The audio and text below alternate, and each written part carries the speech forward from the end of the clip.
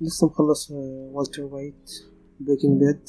باركولي عارف ان في شويه حسد طبعا تخلص المسلسل لاول مره، وطبعا انت عارف الاكتئاب ما بعد المسلسل، خصوصا لما يكون مسلسل حلو زي بريكنج باد. بس انا مش جاي اكلمكم النهارده على المسلسل بزيت، ومش هحرق حاجه متقلقش. انا شاغل بالي نقطه مهمه أوي. ليه لما والتر وايت اتشخص بسرطان وكان قدامه سنه واحده ولا سنتين عمل تغيير كامل في شخصيته كأنه اتولد من جديد؟ يعني تعال نشوف كاركتر والتر وايت. شخص كان طول الوقت جبان، طول الوقت مفتقد، طول الوقت مهزوم. شخص وصل بيه الحال إن يجي طالب يخسر عربيته، عيل أخد فلوس أبوه وجايب عربيته، يلاقي المدرس بتاعه مدرس الكيمياء هو اللي بيخسرها له. تخيل راجل زي ده يكون منظره ايه قدام الطلبة بتوعه؟ الشخص اللي هو المفروض يكون مصدر احترام للطالب ومصدر رهبة برضه في وقت ذاته هو اللي بيغسل له عربيته، هو الخدام بتاعه، هو اللي شاريه بفلوسه. وونس إن هو قابل الموت وعرف إن هو خلاص وقته محدود، ده خلاه يتغير وقال لك لأ، أنا مش هقبل بأي إهانة بعد كده، وبالعكس أنا هبني نفسي. ده خلينا نشوف إزاي الموت بيأثر على الحياة. وخلينا نسأل سؤال، هو اتفاجئ إن هو هيموت؟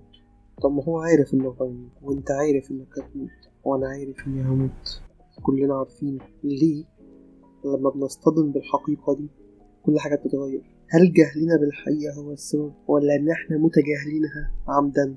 ممكن تقولي إن الكلام، تحس إن الكلام يعني أنت ما عندكش الحمد لله أمراض ولا أي مشاكل، فأنت مش مصطدم بالموت أوي، لكن في الواقع إحنا كلنا قريبين منه في كل لحظة. يعني عدد الوفيات في سنويا بسبب حوادث العربيات 1,300,000، غير حالات الموت المفاجئ، غير كمية الأمراض اللي ممكن تجيلك فجأة كده من حيث لا تدري وتقضي عليك.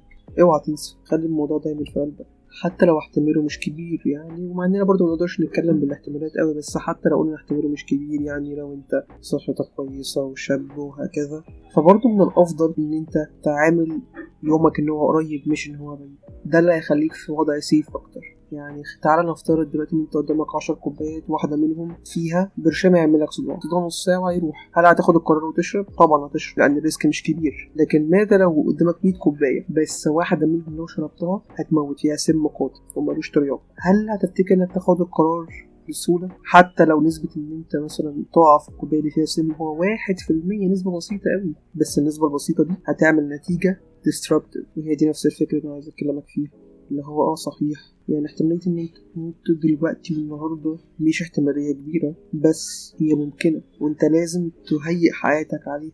جرب اعمل تجربة كده ويا ريت لو عندك الشجاعة الكافية تسيبها لي في الكومنتات. جرب تتخيل السنة الأخيرة في حياتك، افترض كده ان السنة دي هي آخر سنة ليك، انت شهر 12 الجاي 12/26 انت خلاص هتكون بتودع. ايه الحاجة اللي هتبقى ندمان لو عملتهاش؟ ايه الحاجة اللي هتبقى قاعد وانت مستني يومك وقتها تقول انا كان لازم اعمل كده؟ في حاجة هتلاقيها هي اللي هتبقى شغلة تفكيرك وقتها. انا مش هقول ايه الحاجة دي ايه، لانها هتختلف من شخص التاني. في اللي هيكون الدين، في اللي هيكون الاهل، وفي اللي هيكون اللي هو يعيش حياة بالطول والعرض والملذات، كل واحد على حسب دماغه. بس أرجوك يعني عايزك تفكر من دلوقتي، شوف الحاجة اللي فعلا انت هتبقى زعلان وقتها انك معملتهاش، واعملها النهاردة، لأن لا تدري نفس بأي أرض تموت.